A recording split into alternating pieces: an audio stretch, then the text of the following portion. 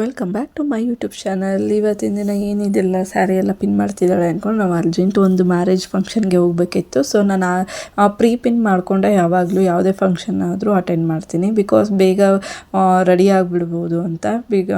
ಯಾಕೆ ಅಂದರೆ ಮಕ್ಕಳಿರೋದ್ರಿಂದ ನಮಗೆ ಅವ್ರನ್ನ ರೆಡಿ ಮಾಡೋ ಅಷ್ಟರಲ್ಲೇ ನಾವು ಟೈಮ್ ಹೋಗ್ಬಿಡುತ್ತೆ. ಸೊ ನಾವು ರೆಡಿ ಆಗೋದ್ರಲ್ಲಿ ಸ್ವಲ್ಪ ಕಷ್ಟ ಆಗ್ಬಿಡುತ್ತೆ. ಹಾಗಾಗಿ ನಾನು ಮನೆಯಲ್ಲೇ ಪ್ರೀ ಪಿನ್ ಮಾಡಿಕೊಂಡು ರೆಡಿ ಆಗಿಬಿಡ್ತೀನಿ. ತುಂಬಾ ಸಿಂಪಲ್ಲಾಗಿ ಪ್ರೀ ಪಿನ್ ಮಾಡೋದು ಯಾವ ರೀತಿ ಅಂತ ನಾನು ಇನ್ನು ನೆಕ್ಸ್ಟ್ ವಿಡಿಯೋದಲ್ಲಿ ನಿಮಗೆ ತಿಳಿಸ್ಕೊಡ್ತೀನಿ. ನಾನು ಮನೆಯಲ್ಲೇ ಕಲ್ತಿದ್ರಿಂದ ನನಗೆ ಯಾವ ರೀತಿ ಬೇಕೋ ಆ ರೀತಿಯಲ್ಲಿ ನಾನು ಪಿನ್ ಮಾಡ್ಕೊಬಿಡ್ತೀನಿ. ಮುಂಚೆನೇ ಪಿನ್ ಮಾಡಿಕೊಂಡು ಈ ರೀತಿ ರೆಡಿ ಆಗೋದ್ರಿಂದ ತುಂಬಾ ಸುಲಭವಾಗಿ ನಾವು ಫಂಕ್ಷನ್ಗಳಲ್ಲಿ ರೆಡಿಯಾಗಿ ಅಟೆಂಡ್ ಮಾಡ್ಬೋದು. So very simple. ನಾನು ಕೂಡ ಒಂದು ಯೂಟ್ಯೂಬ್ ಚಾನಲ್ ನೋಡೇ ನಾನು ಕಲ್ತಿದ್ದು, ಹಾಗೆ ನಿಮಗೂ ಕೂಡ ಇದನ್ನು ಶೇರ್ ಮಾಡ್ತೀನಿ ನೆಕ್ಸ್ಟ್ ವಿಡಿಯೋದಲ್ಲಿ. ಇದೇ ರೀತಿ ಬಾಕ್ಸ್ ಫೋಲ್ಡಿಂಗಲ್ಲಿ ಫೋಲ್ಡ್ ಮಾಡಿಕೊಂಡು ನಾನು ಎಲ್ಲ ಬ್ಯಾಗೆಲ್ಲ ಪ್ಯಾಕ್ ಮಾಡಿಕೊಂಡು ನಾವು ಬೆಳಗಿನ ಜಾವ ಟ್ರೈನ್ಗೆ ಹೊರಡಬೇಕಾಗಿತ್ತು. ಸೊ ಹಾಗಾಗಿ ನೈಟು ತುಂಬಾ ಲೇಟ್ ಆಗಿದ್ದರಿಂದ ನಾವು ಬೇಗ ಮಕ್ಕಳನ್ನೆಲ್ಲ ಮಲಗಿಸಿ ನಾನು ಕೂಡ ಬ್ಯಾಗೆಲ್ಲ ಲಗೇಜೆಲ್ಲ ಪ್ಯಾಕ್ ಮಾಡಿ ರೆಡಿ ಆದೆ. ಅದಾದಮೇಲೆ ನಾವು ಆಲ್ರೆಡಿ ಬೀರೂರು ರೈಲ್ವೆ ಸ್ಟೇಷನಿಗೆ ಬಂದ್ವಿ. ಅರ್ಲಿ ಮಾರ್ನಿಂಗು ಬೇಗ ಬಿಟ್ಟಿದ್ದರಿಂದ ಮಾರ್ನಿಂಗಿಂದು ವೀಡಿಯೋ ಕ್ಲಿಪ್ ತೊಗೊಳಕ್ಕಾಗಲಿಲ್ಲ. ಸೊ ಹಾಗಾಗಿ ಅರ್ಲಿ ಮಾರ್ನಿಂಗಲ್ಲಿ ಬಂದಿದ್ದರಿಂದ ನಾವು ಬೀರೂರು ರೈಲ್ವೆ ಸ್ಟೇಷನ್ಗೆ ಆಲ್ರೆಡಿ ಒಂದು 11:30 9:30ಗೆಲ್ಲ 10:30ಗೆಲ್ಲ ಬಂದು ಇಳಿದು ಬಿಡ್ತೀವಿ. ಹಾಗೆ ಇದು ನೋಡಿ ಬೀರೂರು ರೈಲ್ವೆ ಸ್ಟೇಷನ್ನು. ಇಲ್ಲಿಂದ ನಾವು ಲಿಫ್ಟಲ್ಲಿ ಹೋಗಿ ನೆಕ್ಸ್ಟ್ ಆ ಕಡೆ ಫ್ರಂಟಲ್ಲಿ ಇಳಿಬೇಕು. ಸೊ ಅಲ್ಲಿಂದ ನಾವು ಆಟೋ ಬೈ ಮಾಡಿ ಆಟೋದಿಂದ ನಾವು ನೆಕ್ಸ್ಟು ಬೀರೂರು ಬಸ್, ಇದು ಹೊಸದುರ್ಗ ಬಸ್ ಅಂತ ಹೇಳ್ತೀವಿ, ಹೊಸದುರ್ಗ ಬಸ್ ಹತ್ತಿ ಅಲ್ಲಿಂದ ಹೊಸದುರ್ಗದಿಂದ ಬಂದು ಇಳಿದಿದ್ದೀವಿ. ನನ್ನ ಮಗಳು ಸುಸ್ತಾಗಿ ಕೂತ್ಬಿಟ್ಟಿದ್ದಾಳೆ ಒಂದು ಸೈಡಲ್ಲಿ. ನಾನು ನಮ್ಮ ಮನೆಯವ್ರನ್ನ ಕಾಯ್ಕೊಂಡು ಕೂತಿದ್ದೀನಿ. ಅವರು ಮನೆಗೆ ಹಣ್ಣೆಲ್ಲ ತೊಗೊಂಡು ಹೋಗೋಕ್ಕೆ. ಆ್ಯಕ್ಚುಲಿ ನನ್ನ ಗಂಡನ ಮನೆ ಕೂಡ ಇಲ್ಲೇ ಇರೋದ್ರಿಂದ ನಮಗೆ ಸ್ವಲ್ಪ ಬೆನಿಫಿಟ್ ಆಯಿತು. ಸೊ ಇಲ್ಲಿ ನಾವು ವೆಯ್ಟ್ ಮಾಡ್ತಾಯಿದ್ದೀವಿ. TV ಸರ್ಕಲ್ ಅಂತ ಹೇಳ್ತೀವಿ. ನಾನು ನನ್ನ ಮಗಳನ್ನ ಎತ್ಕೊಂಡು ನಿಂತಿದ್ದೀನಿ. ಬಿಸಿಲಿದ್ದರಿಂದ ಸ್ವಲ್ಪ ಮರಗಳಿರೋ ಸೈಡಲ್ಲಿ ನಾನು ವೆಯ್ಟ್ ಮಾಡ್ತಾಯಿದ್ದೆ. ಸೊ ಇಲ್ಲಿ ಮದುವೆ ಫಂಕ್ಷನ್ಗೆ ಅದಾದಮೇಲೆ ಮತ್ತೆ ಅವ್ರ ಮನೆಗೆ ಹೋಗೋದಕ್ಕೆ ನಾವು ಆಟೋ ಮಾಡಿದ್ವಿ. ಆಟೋದಲ್ಲೇ ಹೋಗೋಣ ಅಂತ, ಯಾಕೆಂದರೆ ಸ್ವಲ್ಪ ದೂರ ಇರೋದ್ರಿಂದ ಮಕ್ಕಳನ್ನ ಕರ್ಕೊಂಡು ನಡ್ಕೊಂಡಂತೂ ಹೋಗೋಕ್ಕಾಗಲ್ಲ. ಸೊ ಹಾಗಾಗಿ ಸಂಜೆ ಈವ್ನಿಂಗು ರಿಸೆಪ್ಷನಿಗೆ ಹೋಗಬೇಕಿತ್ತು. ನಾವು ರಿಸೆಪ್ಷನ್ ಅಷ್ಟೇ ಅಟೆಂಡ್ ಮಾಡೋದಿತ್ತು. ಸೊ ಹಾಗಾಗಿ ರೆಡಿಯಾಗಿ ನಾವು ಮದುವೆ ಫಂಕ್ಷನ್ಗೆ ಎಂಟ್ರಿ ಆದ್ವಿ. ಹಾಗೆ ನನ್ನ ಹಳೆಯ ಬೆಸ್ಟೀಸ್ ಎಲ್ಲರೂ ಸಿಕ್ಕಿದ್ರು. ಸೊ ನಾನು ಮಾಡಿದ್ದು ಕೆಲಸ 1 ವರ್ಷ 1.5 ವರ್ಷ 2 ವರ್ಷ ಇರ್ಬೋದು, 1.5 ವರ್ಷ ಮ್ಯಾಕ್ಸಿಮಮ್ ಮಾಡಿದ್ದನು ವರ್ಕ್ನ. ಸೊ ಅಷ್ಟರಲ್ಲೇ ನನ್ನನ್ನು ಭಾಳ ತುಂಬಾ ಹಚ್ಕೊಂಡಿದ್ದಂಥವ್ರು ಇವರೇ ಜ್ಯೋತಿ ಮಿಸ್ ಅಂತ. ಕನ್ನಡ ತೊಗೋತಾರೆ, ಭಾಳ ಅಚ್ಚುಕಟ್ಟಾಗಿ ಕನ್ನಡ ಮಾತಾಡ್ತಾರೆ. ಹಾಗೆ ಇವರು ಚೈತ್ರ ಮಿಸ್ ಅಂತ ಸೋಷಿಯಲ್ ಟೀಚರು.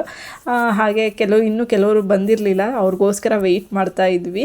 ಇನ್ನೊಬ್ಬರು ಬೆಸ್ಟೀಸ್ ಬರ್ತಾರೆ, ಅವರಂತೂ ಫುಲ್ಲು ಬಂದರು ನೋಡಿ. ಇವರೇ ಧನಲಕ್ಷ್ಮಿ ಮಿಸ್ ಅಂತ. ಇವರು ನೇತ್ರ ಮಿಸ್. ಇವರು ಹಿಂದಿ ತುಂಬಾ ಚೆನ್ನಾಗಿ ಮಾಡ್ತಾರೆ ಮಕ್ಕಳಿಗಂತೂ ಪಾಠನ. ಇವರು ಮಂಜುನಾಥ್ ಸರ್ ಅಂತ, ಬಿಕಾಸ್ ಅವರು ಸ್ಕೂಲ್ ಇದರಲ್ಲಿ ಎಲ್ಲನೂ ನೋಡ್ಕೊಳ್ಳೋ ಅಂಥ ಜವಾಬ್ದಾರಿಯನ್ನು ತಗೊಂಡಿದ್ದಾರೆ. ಅವರು ತುಂಬ ಅಚ್ಚುಕಟ್ಟಾಗಿ ನಡೆಸ್ಕೊಂಡು ಹೋಗ್ತಾ ಇದ್ದಾರೆ. ಹಾಗೆ ಇವರು ಧನಲಕ್ಷ್ಮಿ ಮಿಸ್ ಅಂತ ಮ್ಯಾಥಮೆಟಿಕ್ಸ್ ತೆಗಿತಾರೆ. ತುಂಬ ಮಾತು ಅಂದರೆ ಮಾತು, ನಂಬರ್ 1 ಮಾತು. ನನ್ನ ಮಗಳು ಸ್ವಲ್ಪ ಕಿರಿಕಿರಿ ಮಾಡ್ತಾ ಇದ್ದಿದ್ದರಿಂದ ನನಗೆ ಸರಿಯಾಗಿ ವೀಡಿಯೋಗಳು ಕೂಡ ತೊಗೊಳಕ್ಕಾಗಲಿಲ್ಲ. ಹಾಗೆ ಹಿಂದೆನೂ ಕೂಡ ಕೆಲವು ಸರ್ಗಳೆಲ್ಲರೂ ಇದ್ದರು, ಅವರು ಕೂಡ ತುಂಬಾ ಒಳ್ಳೆಯ ಸರ್ಸ್ಗಳಾಗಿದ್ದರು. ನನಗೆ ಒಂದು ಗುಡ್ ಎಕ್ಸ್ಪೀರಿಯನ್ಸ್ ಅಂತಲೇ ಹೇಳ್ಬೋದು ಈ ಸ್ಕೂಲ್ನಲ್ಲಿ. ನಾನು ಕಳೆದಂತಹ ಎಷ್ಟೋ ದಿನಗಳ ಆ ಸ್ಕೂಲ್ನಲ್ಲಿ ತುಂಬಾ ಒಂದು ನೋಡಿ ಎಲ್ಲ ಗುಂಪು ಸಮೇತ ನಾವು ಒಂದು ಫೋಟೋ ಕ್ಲಿಪ್ ಮಾಡಿ ತೊಗೊಂಡಿದ್ದೀವಿ. ಇನ್ನೂ ಕೆಲವರು ಬಂದಿರಲಿಲ್ಲ, ಸೊ ಜಸ್ಟ್ ಮಿಸ್ ಆದರು. ಇವರು ಜೀವಿತ ಮಿಸ್, ಅವ್ರದ್ದೇ ಮದುವೆ ಫಂಕ್ಷನಿಗೆ ನಾವು ಬಂದಿದ್ದು. ಅವ್ರಿಗೆ ಹ್ಯಾಪಿ ಮ್ಯಾರಿಡ್ ಲೈಫ್ ಹೇಳ್ತಾ ವಿಶಸ್ ತಿಳಿಸ್ತೀವಿ. ಹಾಗೆ ತುಂಬ ಜನ ಎಂಜಾಯ್ ಮಾಡಿದ್ವಿ. ಕೆಲವು ಸ್ಟೂಡೆಂಟ್ಸ್ಗಳೆಲ್ಲರೂ ಇದ್ದರು. ನನ್ನ ಮಗಳು ತುಂಬ ಅಳ್ತಿದ್ದರಿಂದ ಅವಳಿಗೆ ಸ್ಪೆಕ್ಸ್ ಕೊಟ್ಬಿಟ್ಟಿದ್ದೆ. ಸೊ ಹಾಗಾಗಿ ಇವರು ಸುಮಾ ಮಿಸ್ ಅಂತ ಈಗಲೂ ಕೂಡ ಇದ್ದಾರೆ. ಅವರು ಇಂಗ್ಲೀಷ್ ತೊಗೋತಾರೆ, ಇಂಗ್ಲೀಷ್ ಸಬ್ಜೆಕ್ಟು. ನಮಗೆ ಸರಿಯಾಗಿ ಸೆಲ್ಫಿ ವೀಡಿಯೋಸ್ಗಳಿಗೆ ಏನು ತೊಗೊಳಕ್ಕಾಗಲಿಲ್ಲ. ಎಷ್ಟು ಬೇಕೋ ಅಷ್ಟರಲ್ಲಿ ತೊಗೊಂಡು ನನ್ನ ಮಗಳು ಅಳ್ತಿದ್ದರಿಂದ ಬೇಗ ಮನೆಗೆ ಹೋಗಿ ಅವಳಿಗೆ ಡ್ರೆಸ್ ಕಾಸ್ಟ್ಯೂಮ್ ಬಿಚ್ಚಿ ಅವಳಿಗೆ ಆರಾಮಾಗಿ ಫ್ರೀಯಾಗಿರೋ ಥರ ಬಿಡಬೇಕಾಗಿತ್ತು. ಎತ್ಕೊಂಡು ನನಗಂತೂ ಕೈಯೆಲ್ಲ ಸಾಕಾಗ್ಬಿಡ್ತು. ಮಕ್ಕಳನ್ನ ಹಿಡ್ಕೊಂಡು ಒಂದು ಫಂಕ್ಷನ್ ಅಟೆಂಡ್ ಮಾಡ್ತೀವಿ ಅಂದರೆ ಅದು ಭಾಳನೇ ರಿಸ್ಕ್ ಕೆಲಸನೇ ಅಂತಲೇ ಹೇಳ್ಬೋದು.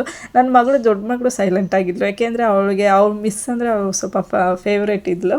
ಸೊ ಹಾಗೆ ನಮ್ಮ ಅತ್ತೆನೂ ಕೂಡ ರೆಡಿಯಾಗಿ ಬಂದಿದ್ದರು. ಅವ್ರ ಜೊತೆನೂ ಕೂಡ ಒಂದು ಫೋಟೋಸ್ ತೊಗೊಂಡು ನಾವು ಅಲ್ಲಿಂದ ಗಿಫ್ಟ್ ಎಲ್ಲ ಕೊಟ್ಟು ಅವ್ರಿಗೆ ಬಾಯ್ ಹೇಳಿದ್ವಿ. ಹಾಗೆ ಸ್ವಲ್ಪ ಊಟ ಮಾಡೋದು ಬೇಡೋ ಅನ್ನೋ ಡೌಟಲ್ಲೂ ಕೂಡ ಇದ್ವಿ, ಯಾಕೆಂದರೆ ಪಾಪು ಅಳ್ತಾ ಇದ್ದಿದ್ದರಿಂದ.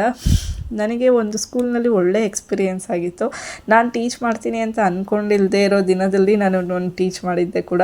ಹಾಗಾಗಿ ಇಲ್ಲಿ ಇರೋವಂಥ ಎಲ್ಲ ಫ್ರೆಂಡ್ಸ್ ನನಗೇನಿದ್ದಾರೆ ಅವರೆಲ್ಲರೂ ಒಂದು ನನಗೆ ಗುಡ್ ಟೀಚಿಂಗ್ ಹೇಳ್ಕೊಟ್ಟಿದ್ದಾರೆ ಕೂಡ.